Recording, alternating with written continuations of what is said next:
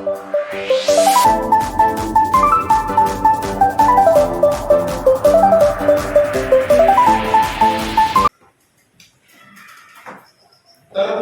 Engkau Tuhan Allah kami, Bapa yang berdaulat atas kami, Bapa yang penuh kasih dan kuasa. Kami puji Engkau ya Tuhan, karena Engkau boleh memberkati kami setiap hari di sepanjang hidup kami. Karena Tuhan begitu baik bagi kami. Dan pada saat ini Tuhan, kami datang di hadapan-Mu ya Tuhan, hendak mendengarkan firman. Terangilah hati kami, penuhilah kami dengan Roh-Mu yang kudus ya Tuhan, agar firman-Mu dapat kami mengerti, agar firman-Mu Tuhan dapat kami pahami dengan perantaran Roh-Mu yang kudus itu ya Tuhan. Berbicaralah ya Tuhan kepada kami, bentuklah kami sesuai dengan kehendak-Mu, dan biarlah berkat-berkat-Mu Kau curahkan saat kami mendengarkan firman. Terima kasih Tuhan, kami siapkan hati kami, berbicaralah ya Tuhan, kami siap mendengarkan firman-Mu. Di dalam nama Tuhan Yesus Kristus kami berdoa. Haleluya. Amin. Silakan duduk. Salam. Salam. Puji nama Tuhan. Saudara-saudara, hari ini judul khotbah saya beri judul Rindu Kehendak Tuhan. Mari kita bersama-sama membaca Alkitab kita dari kitab Mazmur pasal 119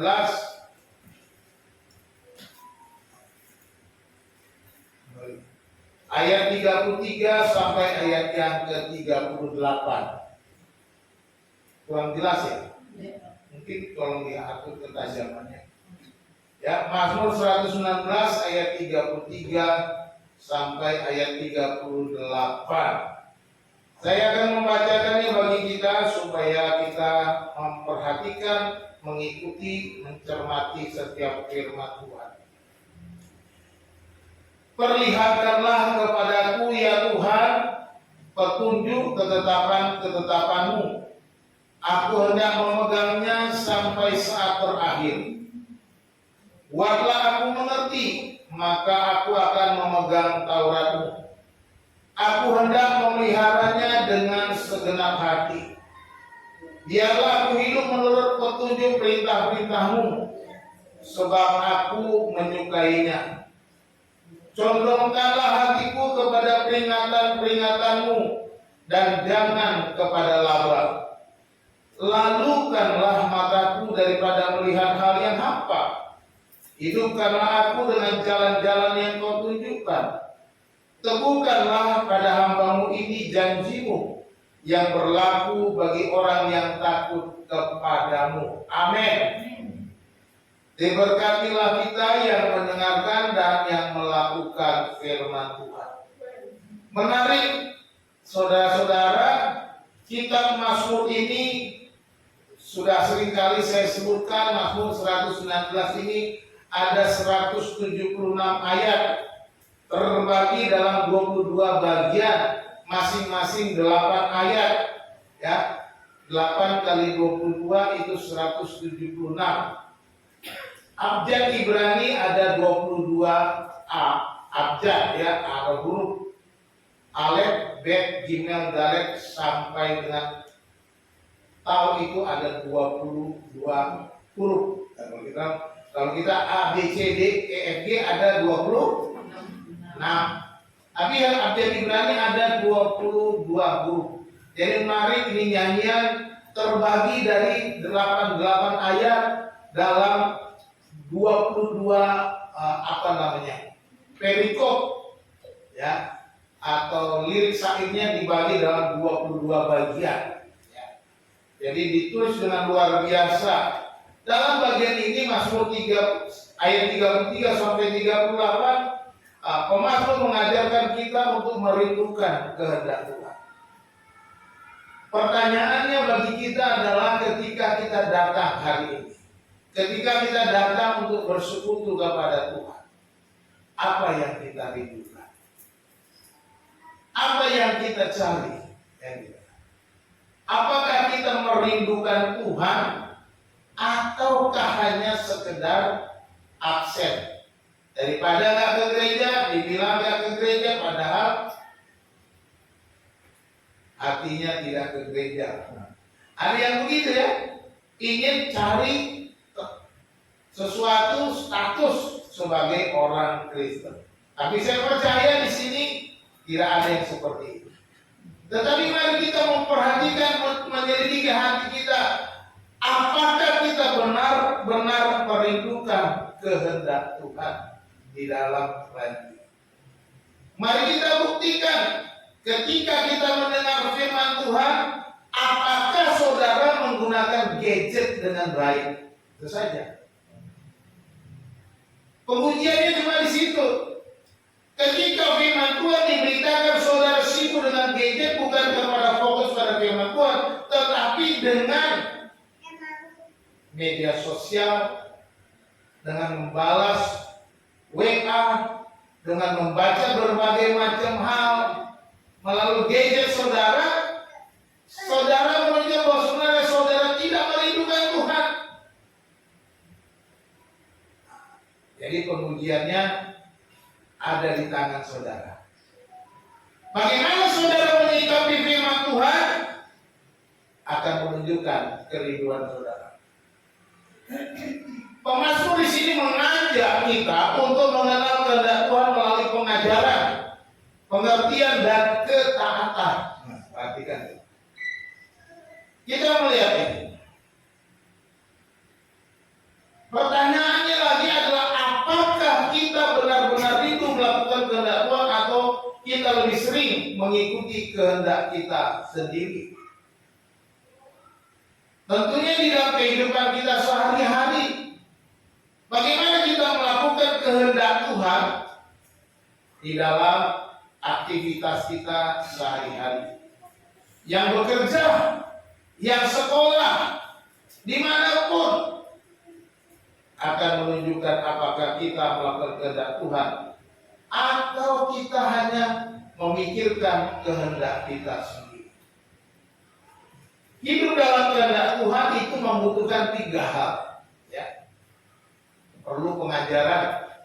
Kita perlu belajar. Oleh sebab itu ketika kita bersama-sama mendengarkan firman Tuhan, mari kita menyerahkan hati kita untuk terus belajar. Perlu hati yang taat. Dan yang ketiga, kita perlu melawan godaan dunia ini. Inilah yang diajarkan dalam kitab Mazmur yang kita sudah baca. Kita akan membahas satu persatu. Yang pertama, kita belajar bahwa rindu akan diajar kehendak Tuhan. Ayat 33 dan 34 dikatakan, perhatikanlah kepadaku ya Tuhan. Perlihatkanlah kepadaku ya Tuhan petunjuk ketetapan-ketetapan-Mu. Aku hendak memegangnya sampai saat terakhir.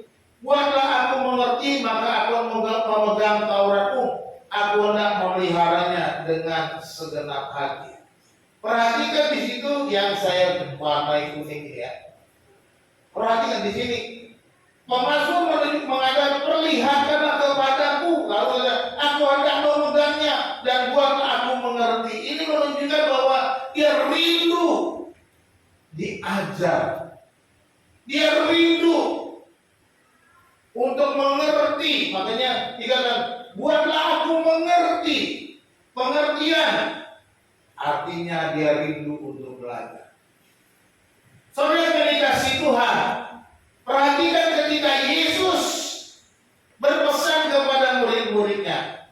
Sebelum dia naik ke surga, dia berkata, kepadaku telah diberikan segala kuasa di surga dan di bumi. Karena itu, pergilah jadikanlah sekalian bangsa muridku. Jadikanlah segala bangsa muridku dan ajarlah mereka. Jadi artinya apa? Sebagai seorang percaya kita harus punya sikap seorang murid, seorang yang mau diajar, seorang yang mau dibentuk, seorang yang mau didisiplin. Perhatikan kata disiplin di sini dalam bahasa aslinya itu maketes. Dalam bahasa Inggris itu disciples. Ya, disciples. Matetes itu bahasa Yunani, ya, bukan Yuhana, bukan Yunani. Beda Yuhana dengan Yunani, ya kan? Ini bahasa Yunani. Matetes artinya seorang yang mau hidup dengan disiplin, seorang yang menyerahkan hidupnya untuk belajar, untuk mengerti dan melakukan firman itu yang diterima. Inilah seorang murid. Jadi kita juga harus punya kerinduan untuk diajar menjadi seorang murid. Nah, perhatikan di dalam ayat-ayat ini. Pemazmur berkata, dia meminta Tuhan mengajarinya ketetapan-ketetapannya. Dia minta Tuhan mengajarinya ketetapan-ketetapan. Dikatakan, perlihatkanlah kepadaku. Perlihatkanlah kepadaku apa? Petunjuk ketetapan-ketetapan. Dia mau supaya ketetapan Tuhan, firman Tuhan dibentangkan, diperlihatkan kepadanya. Artinya dia mau belajar, mau membuka hatinya untuk kebenaran. Lalu dikatakan selanjutnya, aku hendak memegangnya sampai saat terakhir. Dia mau pegang, artinya apa? Dia mau melakukan, dia mau menerapkan, dia mau mengaplikasikan apa yang sudah dia baca, yang dia pegang itu. Ya. Dan buatlah aku mengerti. Dia mau sudah mengerti dan memegang apa yang sudah dia pahami itu. Dan aku hendak memeliharanya. Dikatakan itu. Dan aku hendak memeliharanya. Aku hendak memeliharanya.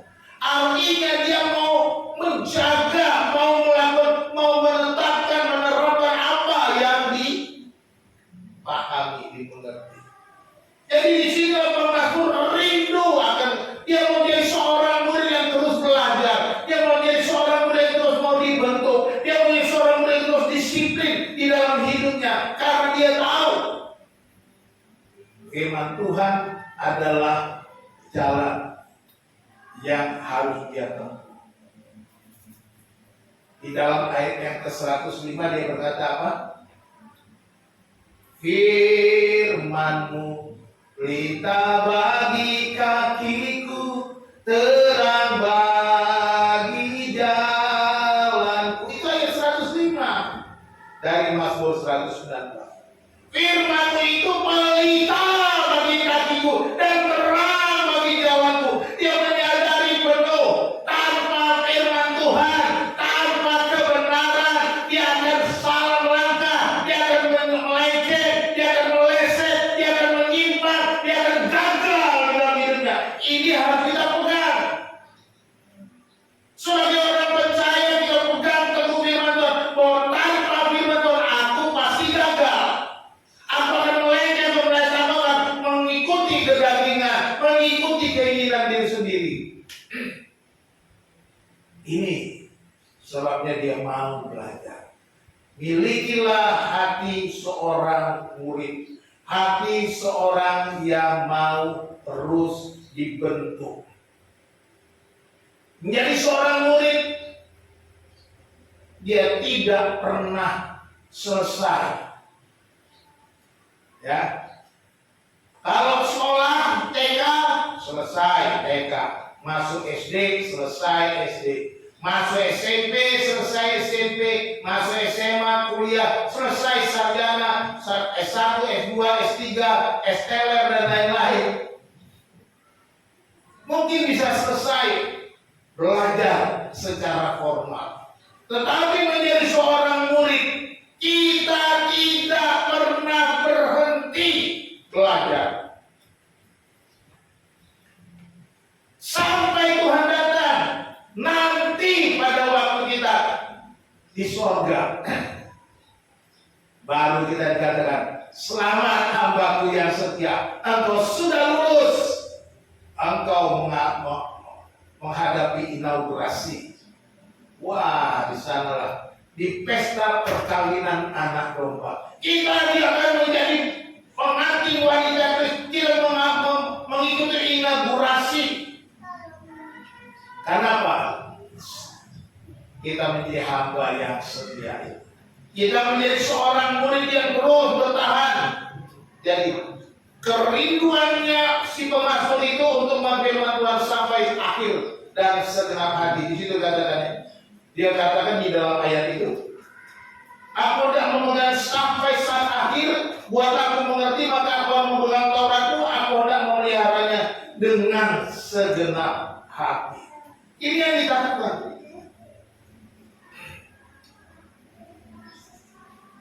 Jadi dia tidak berhenti menjadi seorang murid. Menjadi seorang murid bukan soal sekolah formal, tapi menyerahkan hidup kita untuk dibentuk dalam sekolah kehidupan. Sekolah kehidupan kita akan berjalan terus. Kita belajar bagaimana menghadapi persoalan. Kita belajar bagaimana kita menghadapi tekanan. Kita belajar bagaimana menghadapi kesenangan hidup. Nah, jangan pikir kesenangan hidup itu sesuatu yang biasa saja. Kesenangan hidup adalah sebuah pencobaan juga. Loh, kok bisa Pak? Kesenangan sebuah pencobaan? Ya, pencobaan untuk menjadi sombong, pencobaan untuk menjadi tinggi hati, pencobaan merasa lebih kuat, pencobaan merasa lebih hebat. Kesenangan. Jadi jangan pikir kesenangan itu tidak bisa menjadi pencobaan. Ya, hati-hati. Pada suatu kali angin barat dan angin timur berlomba. Siapa yang paling kuat? Saya mungkin terbalik, angin barat atau angin kuat, atau angin barat atau angin timur, tapi saya mau cerita salah satu lebih kuat. Dia bilang, oke, siapa lebih kuat? Bagaimana caranya menunjukkan siapa yang lebih kuat? Wah, kata si angin barat, coba kita tiup itu, ada monkey sedang berayun-ayun di atas pohon. Siapa yang bisa menjatuhkan dia? Dia yang paling kuat. Gitu kan? Wah, gampang, kata si angin timur. Mulai. Siapa bilang? Ya aku mulai duluan, kata si angin timur. Aku akan jatuhkan si monkey itu. Lalu si monkey lagi asik berayun-ayun di pohon. Tiba-tiba angin timur bertiup dengan kencang. Si monkey semakin kuat, semakin dia kencang berpegangan, berayun-ayun, semakin kuat, anginnya kuat, dia pegang lebih kuat, dia terus berayun-ayun. Wah, si angin timur terus meniup, sekolah sampai capek dan kemudian lelah, berhenti, tidak jatuh si monkey. Badai datang, tapi monkey tidak jatuh, ya kan? Tapi si angin barat mulai, sekarang giliran gue ya, yo monggo, alah paling juga kamu gagal. Angin barat pun mulai begini, sepoi-sepoi,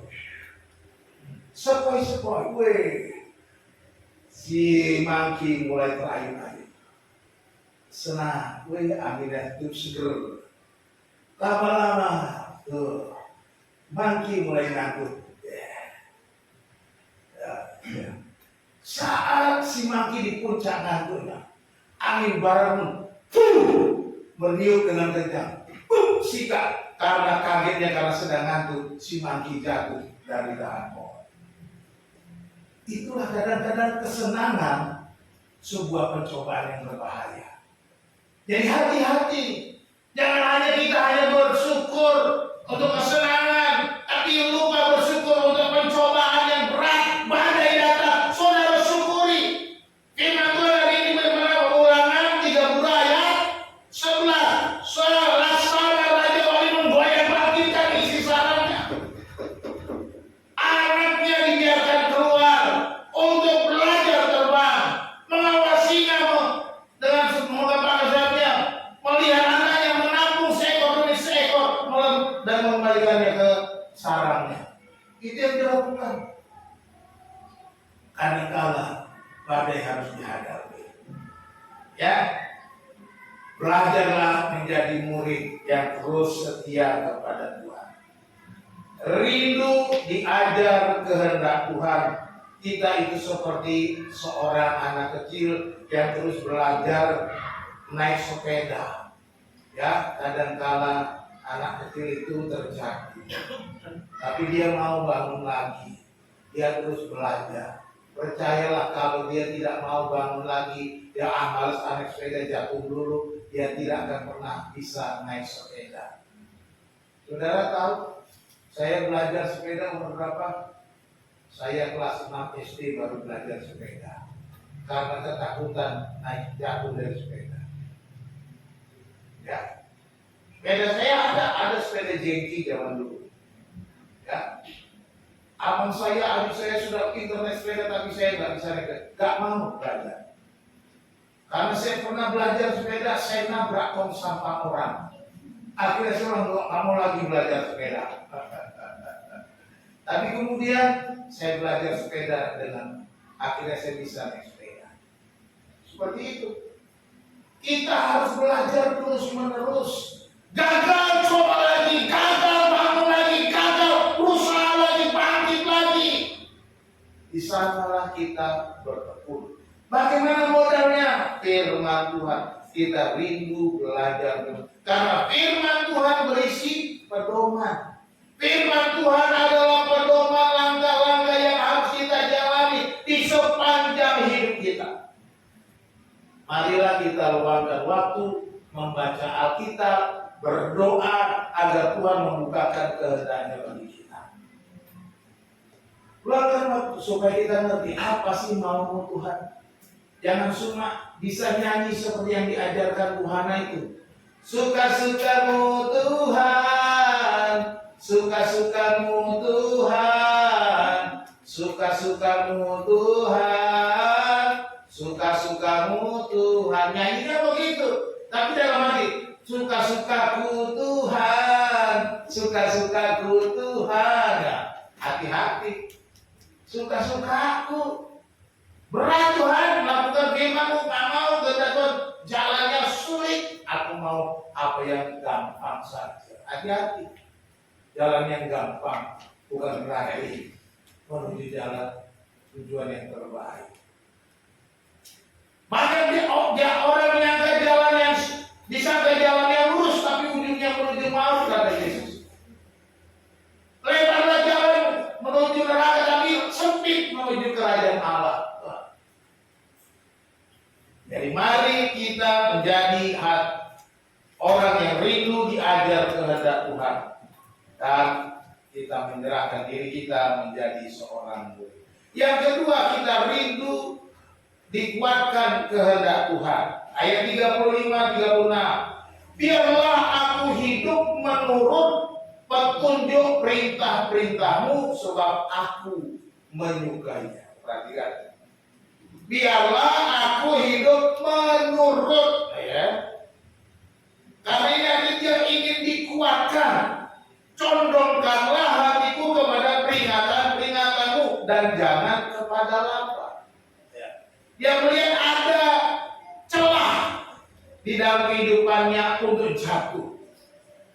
Ya, maka dikatakan, biar aku menurut petunjuk-Mu, perintah-Mu, menuruti firman-Mu, condongkan hatiku kepada firman-Mu, karena ada celah yang berbahaya yang membuat dia jatuh. Jangan kepada laba. Jangan memikirkan keuntungan pribadi, jangan hanya memikirkan keuntungan secara salah. Itu sebabnya dikatakan yang mau dikuatkan. Artinya apa? Di dalam jalan hidup kita banyak celah-celah di mana kita bisa terjatuh. Di dalam perjalanan kita di dunia ini ada banyak cara dunia ini untuk membuat kita jauh. Oleh sebab itu kita perlu dikuatkan oleh firman Tuhan, dikuatkan oleh apa mau Tuhan, biar itu yang menguatkan kita. Ya. Di sini kita melihat pertama bahwa pemazmur memohon Tuhan membimbingnya di jalan perintah-perintahnya dan memalingkan hatinya dari nafsu duniawi seperti laba yang tidak jujur. Kenapa? Ada banyak koruptor. Nah, nggak usah banyak lah. Ada koruptor lah. Nggak usah bilang banyak. Kenapa koruptor itu nggak pernah berhenti? Selalu ada muncul lagi. Udah jelas dihukum, masih muncul lagi. Mungkin perlu penghukumannya seperti di Tiongkok, tembak mati. Baru koruptornya berhenti, mungkin tobat, takut mati. Ya, karena mereka tahu kalau koruptor itu pencuri mati masuk neraka. Ya, hidupnya nggak benar, kan jelas. Mereka takut mati karena pasti masuk neraka. Kenapa koruptor itu selalu ada? Perhatikan, koruptor itu orang miskin atau orang kaya? Yang di berita-berita itu kebanyakan orang kaya, tapi orang miskin ada juga koruptor nggak? Ada banyak. Di sini ada koruptor nggak? Mudah-mudahan nggak ada. Ya, contoh kecil, Ucok beli cabai ke warung sana, uangnya 100.000, beli cabainya 25.000, 75.000 masuk kantong. Nah itu koruptor juga, koruptor kecil-kecilan. Kira-kira itu. Tetapi perhatikan, koruptor itu bukan orang miskin, orang-orang kaya. Baru-baru ini koruptornya triliunan, luar biasa hebatnya. Dan minumannya sekarang mereka pertalit. Nah minumannya pertalit. Karena apa? Hasil korupsi kan, dari pertalit jadi pertamax. Artinya yang dia makan dia minum kan pertalit, hasil pertalit menjadi pertamax. Ya kan? Triliun, luar biasa. Ya. Ini pasti korupsi berjamaah. Itu orang kaya pejabat, tidak kekurangan, gajinya besar, lebih besar daripada semua kita yang ada di sini. Kita kumpulin gaji kita juga masih lebih besar gaji mereka. Kenapa? Karena hatinya dicondongkan kepada laba yang tak jujur. Hatinya dicondongkan kepada hal-hal yang tidak berkenan kepada keuntungan pribadi, meraup segala kekayaan dengan caranya sendiri. Tidak pernah puas, tidak pernah bersyukur, tidak pernah menerima apa adanya yang Tuhan sudah berikan kepadanya. Itulah koruptor. Ya. Itu sebabnya si Mazmur, jangan bawa condongkan hatiku kepada laba, condongkan aku kepada firman Tuhan, supaya aku kuat. Karena banyak godaan, ada banyak cobaan, ada banyak celah di mana aku bisa jatuh. Supaya aku tidak jatuh, aku mau dikuatkan dengan kehendak Tuhan. Oleh sebab itu mari kita minta Tuhan menguatkan kita.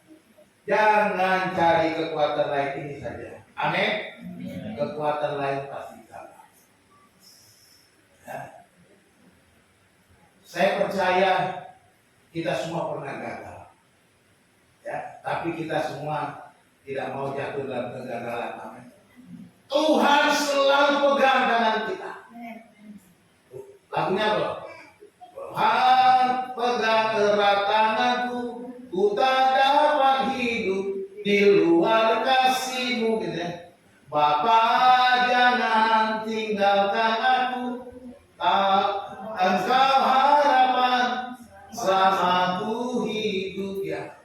Kita mau supaya Tuhan pegang erat tangan kita. Kemarin saya lihat satu video menarik, mungkin saya kasih contoh supaya kita lihat. Putra maju ke depan. Ini ada salam katanya, model salam orang Romawi dahulu. Ya, salamnya begini. Orang Papua juga waktu saya dulu kuliah dulu begini. Wah, orang Papua itu orang suku lain bilang, wah, dia salamnya gini, lalu gini, lalu gini. Nah, kalau orang Papua, tapi orang Romawi salamnya begini. Ini salamnya, kadang-kala ini dilepas, tapi ini nggak bisa lepas. Ini salamnya Tuhan. Kalau kita pegang tangan Tuhan, kita mungkin capek, kita mungkin lelah, dia lelah. Tapi Tuhan tidak pernah lelah. Dia tidak pernah melepaskan kita. Dan kita ketika kita mulai lama lagi, kita kembali pegang tangan Tuhan. Inilah yang harus kita lakukan setiap hari, supaya kita tetap kuat. Ya, percayalah Tuhan tidak pernah melepaskan tanganmu. Dia tidak pernah melepaskan kau sedetik pun. Dia pegang erat sekalipun tidak. Tuhan pegang erat tangan, dia pasti pegang erat. Jadi saudara yang dikasih Tuhan, kita harus merindukan kehendak Tuhan. Bukan hanya dengan pengetahuan kita, tetapi juga kekuatan untuk melawan godaan dan kita tetap setia. Kita harus hadapi godaan. Banyak godaan yang kita hadapi di dunia ini. Kalau tadi di bagian pertama kita melihat ada godaan kebaikan, sukacita, kesenangan, hati-hati. Itu juga bisa menjadi godaan. Tetapi ada godaan yang negatif, laba yang tidak jujur, keuntungan pribadi, mencari sesuatu hanya untuk kepentingan kita. Itu juga berbahaya. Oleh sebab itu saudara dikasih Tuhan, kalau kita melihat ini ilustrasi firman Tuhan itu seperti kompas, ya, seperti kompas bagi seorang pendaki gunung. Ya, firman Tuhan itu seperti kompas bagi seorang pendaki gunung. Pendaki gunung akan membawa kompas supaya dia tahu arah mana yang dia mau pergi. Ya, ketika dia naik, ketika dia turun, dia tahu arah mana, jalan itu di mana. Dengan kompas menunjukkan arah, mana utara, selatan, barat, timur, dia tahu. Demikian juga firman Tuhan ini seperti kompas bagi kita mengarahkan hidup kita. Kemana kita melangkah? Ini kehendak Tuhan yang Tuhan menuntun kita seperti kompas. Inilah petunjuk arah kita. Jangan yang lain. Seperti pemasmur ini dalam ayat 105 tadi saya katakan, firman-Mu itu pelita bagi kaki dan terang bagi jalan-jalan. Mari kita identifikasi setiap godaan yang sering mengalihkan perhatian kita. Apakah itu uang? Apakah itu status, jabatan, kedudukan, dan lain sebagainya. Dan macam-macam lagi kebiasaan-kebiasaan buruk yang menjadi menggoda kita. Mari kita mohon kekuatan untuk memilih jalannya Tuhan. Ya, walaupun jalannya Tuhan kadang kita tidak mengerti, tapi kita percaya semuanya akan mendatangkan kebaikan. Amin. Yang ketiga, kita rindu untuk dipenuhi oleh kehendak Tuhan. Pertama, kita rindu diajar. Kedua, kita rindu dikuatkan. Yang ketiga, yang paling utama adalah kita perlu dipenuhi oleh kehendak Tuhan. Kalau kita sudah dipenuhi oleh kehendak Tuhan, maka kita melangkah dengan kemenangan. Ayat 37 berkata, "Lalukanlah mataku daripada melihat yang hampa. Hidupkanlah aku dengan jalan-jalan yang Kau tunjukkan. Teguhkanlah pada hamba-Mu ini janji-Mu yang berlaku bagi orang yang takut kepadamu." Pemasmur dengan indah berkata supaya matanya digunakan untuk yang benar. Hati-hati gunakan matamu. Oh, kaki. Kenapa ini? Hati-hati gunakan matamu. Kenapa hati-hati? Kata anak sekolah minggu apa? Karena Bapa di surga selalu melihat ke bawah. Hati-hati gunakan matamu. Hati-hati gunakan matamu. Lalukanlah mataku daripada melihat hal yang hampa.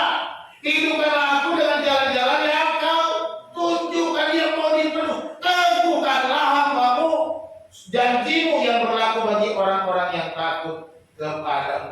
Kita perlu dipenuhi oleh firman Tuhan, oleh kehendak Tuhan. Pemasmur di sini meminta Tuhan memalingkan matanya dari hal yang sia-sia, menghidupkannya melalui janji-janji, serta membuka firman bagi hamba yang takut akan Tuhan. Ini pemasmur minta. Artinya dia mau dipenuhi oleh kehendak Tuhan, bukan yang lain. Dia mau dipenuhi oleh maunya Tuhan, bukan yang lain. Tidak ada baginya yang lain selain daripada Tuhan. Selain Kau tiada yang lain. Yang ku ingini di bumi, yang ku ingini di bumi. Tidak ada yang lain. Sekalipun hatiku dan batinku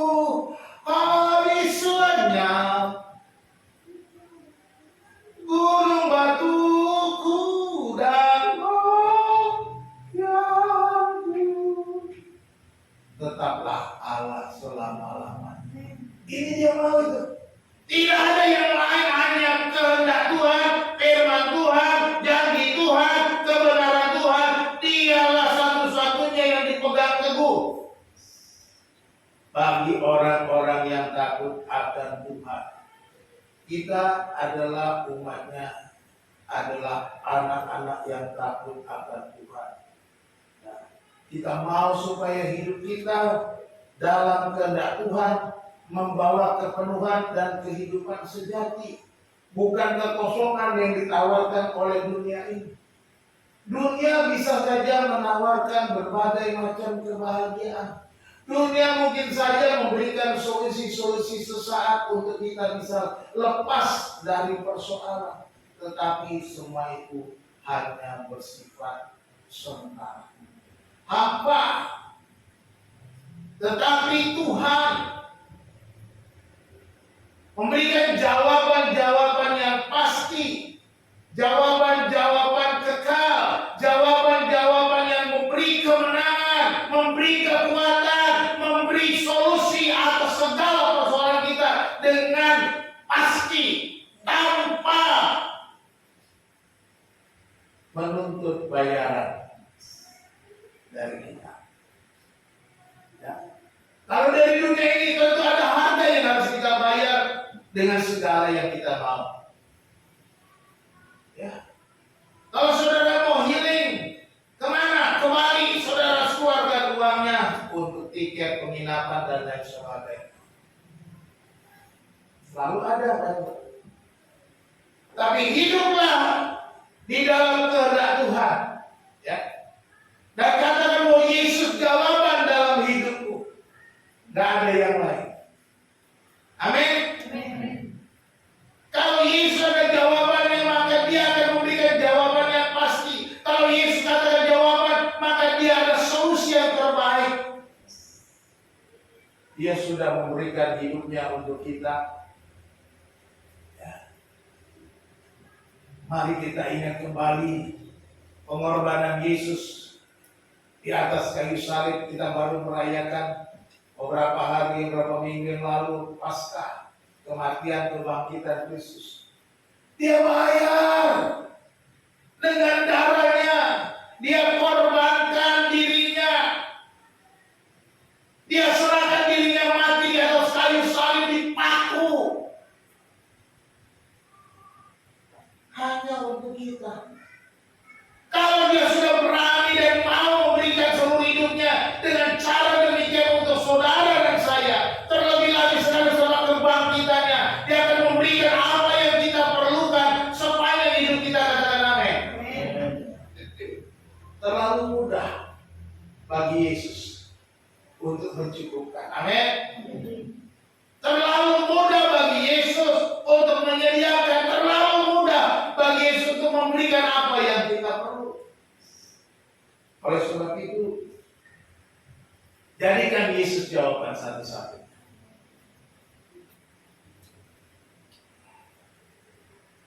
Seperti seorang yang menemukan oase di padang pasir, oase Fata Morgana. Yang orang kalau tidak kehausan, dia melihat, ada air ketika datang, ternyata tidak ada. Demikianlah dunia ini menawarkan solusi-solusi palsu. Tetapi kehendak Tuhan adalah sumber air hidup yang nyata.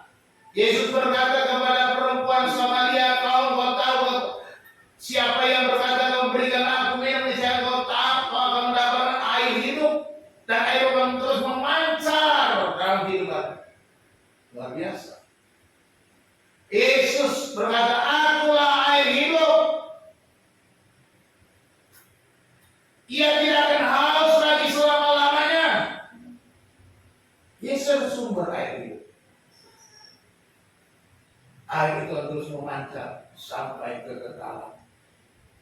Yesus bukan sebuah fata morgana atau kepalsuan.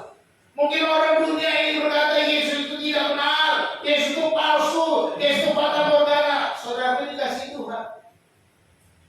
Saya sebagai saksi bahwa Yesus itu hidup, Yesus itu berkuasa, Yesus itu adalah air hidup yang sejati. yang nyata yang telah memimpin hidup saya. Mari kita fokuskan hidup kita dari hal-hal yang sia-sia kepada janji Tuhan yang memberi hidup. Apa hal-hal sia-sia? Media sosial yang berlebihan, ya, hati-hati. Atau anak-anak muda terlalu banyak main game, ya, hati-hati. Gunakan waktu dengan baik dan ambisi-ambisi kosong lainnya. Gunakan waktumu dengan baik untuk fokus kepada kehendak Tuhan, supaya kau dipenuhi. Ketika kau dipenuhi dengan kehendak Tuhan, maka kau bisa membedakan, kau akan bisa memilah, kau bisa mengatur waktu, kau bisa memberikan yang terbaik. Allah hatimu dipenuhi dengan kehendak Tuhan, maka kau bisa memilih mana yang terbaik antara bermain game atau firman Tuhan, atau melakukan pekerjaanmu karena terlalu asik. Jadi kita harus dipenuhi oleh kehendak Tuhan. Pertama, rindu diajar kehendak Tuhan. Kedua, rindu. Yang kedua apa tadi? Dikuatkan oleh kehendak Tuhan. Yang ketiga, dipenuhi oleh kehendak Tuhan. Kalau sudah seperti pemasmur, dia tidak akan menyimpang lagi. Mari kita lihat rindu kehendak Tuhan. Yang pertama, ambillah waktu setiap hari untuk membaca firman Tuhan. Kalau kita rindu diajar, jadilah hati seorang murid dengan mengambil waktu membaca firman Tuhan. Ikutilah kegiatan ibadah di gereja dengan setia. Ya. Tandanya kita rindu belajar, diajar, ikuti kegiatan ibadah di gereja dengan setia. Apakah itu ibadah keluarga, ibadah PW, ibadah remaja pemuda, ibadah kaum pria, ibadah-ibadah lainnya, jangan dilewatkan. Ibadah pasca, retret, apalagi ada pengajaran-pengajaran, jangan dilewatkan. Sayang. Ya. Kapan lagi kita mau belajar? Kita bukan lagi bayi-bayi yang harus dicekokin, tapi kita harus belajar bertumbuh dengan pengajaran-pengajaran. Kalau kemarin kan pengajaran itu udah pengajaran kelas berat, udah harus dewasa. Jadi jangan lupa setia di dalam ibadah-ibadah. Itu tadinya kita rindu diajar kehendak Tuhan. Yang kedua, rindu dikuatkan kehendak Tuhan. Mintalah hikmat Tuhan melawan godaan dunia ini. Ya, godaan banyak, ya, saudara-saudara, banyak godaan di dunia sekarang, apalagi di masa-masa sekarang, di era sekarang ini anak-anak muda Gen Z banyak godaan. Di era internet sekarang luar biasa, godaannya makin banyak. Antara kita sibuk dengan handphone kita, dengan kita mencari baca firman Tuhan, kita harus atur. Buatlah komunitas untuk Anda bertumbuh dalam kehendak Tuhan. Ini penting. 1 Korintus 15 ayat 33 bilang apa? Pergaulan yang buruk merusakkan kebiasaan yang baik. Jadi kita perlu ada komunitas, buat komunitas yang membuat Anda bertumbuh di dalam kehendak Tuhan. Makanya kalau dulu ada KTB, kelompok tumbuh bersama, itu bagus. Sekarang sudah jarang orang KTB. Ada yang bilang komsel, ya, komunitas sel. Buatlah komunitas supaya bertumbuh. Jangan komunitas untuk bergosip. Jangan komunitas hanya menceritakan orang lain, menceritakan keburukan orang lain. Jangan hanya komunitas ngerumpi-ngerumpi, jangan hanya komunitas arisan, tapi nggak bermutu. Harus menjadi komunitas yang bermanfaat. Karena firman Tuhan bilang, pergaulan yang buruk merusak kebiasaan yang baik. lain. Hati-hati. Yang ketiga, kita rindu dipenuhi oleh kehendak Tuhan. Jauhilah segala kedagingan dan hidup hedonisme. Nah, perlu kita menjauhi. Makanya lalukanlah aku dari hal-hal yang hampa. Lalukanlah mataku dari hal yang hampa. Jangan hidup hedon. Ya.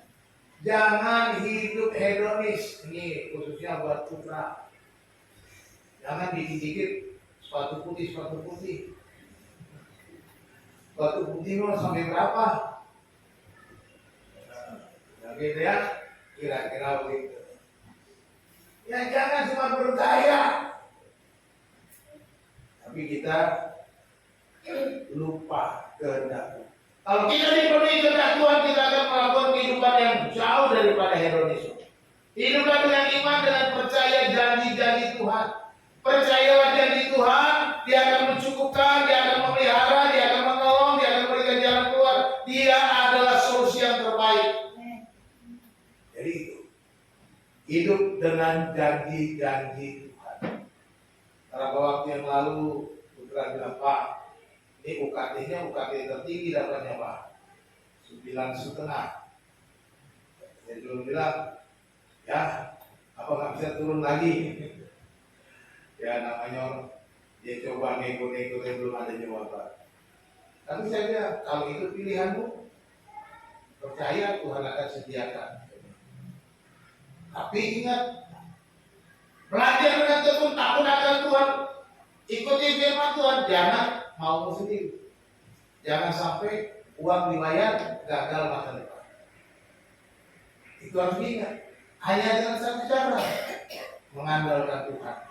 Kalau kamu nggak mengandalkan Tuhan, Tuhan tidak akan cukupkan apa yang kau perlukan.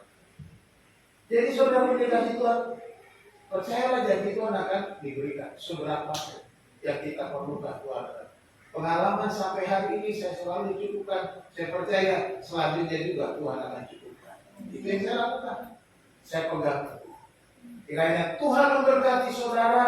Kita mau rindu diajar kehendak Tuhan, rindu dikuatkan kehendak Tuhan, rindu dipenuhi oleh kehendak Tuhan.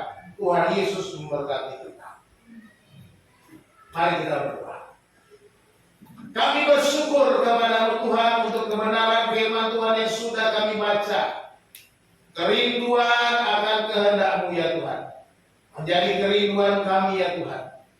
Biarlah bukan hanya kerinduan pemazmur, tetapi kerinduan umat-Mu ya Tuhan, Tuhan kami satu persatu ya Tuhan. Kami mau rindu diajar oleh kehendak-Mu, karena kehendak-Mu, firman-Mu ya Tuhan, satu-satunya pembelajaran yang paling utama, yang paling penting sepanjang hidup kami. Kami rindu ya Tuhan dikuatkan oleh kehendak-Mu, karena firman-Mu Tuhan yang dapat menolong kami melawan segala godaan yang membuat kami jatuh. Terima kasih Tuhan, kami rindu juga dipenuhi oleh kehendak-Mu, oleh firman-Mu ya Tuhan, supaya kami dapat mengalahkan kedagingan, supaya kami dapat menjauhkan dari segala yang jahat, hidup yang tidak benar. Kami boleh percaya janji-janji Tuhan sampai akhir hidup kami. Terima kasih Tuhan, firman Tuhan yang sudah kami dengar, biarlah Tuhan tanamkan di hati kami. Biarlah Roh-Mu yang kudus terus mengingatkan kami dan berbicara kami di setiap langkah kami tiap-tiap hari ya Tuhan, sehingga kami boleh berjalan dalam kemenangan. Biarlah firman-Mu itu Tuhan menjadi pelita bagi kaki kami dan terang bagi jalan-jalan kami. Terima kasih Tuhan, terima kasih untuk firman-Mu. Hamba-Mu berhenti berbicara. Roh Kudus biarlah terus berbicara kepada kami tiap-tiap hari di tiap-tiap perjalanan kami. Terima kasih Tuhan. Di dalam nama Tuhan Yesus Kristus kami berdoa dan mengucap syukur. Haleluya. Amin. Tuhan Yesus memberkati kita. Saya serahkan kepada yang bertugas.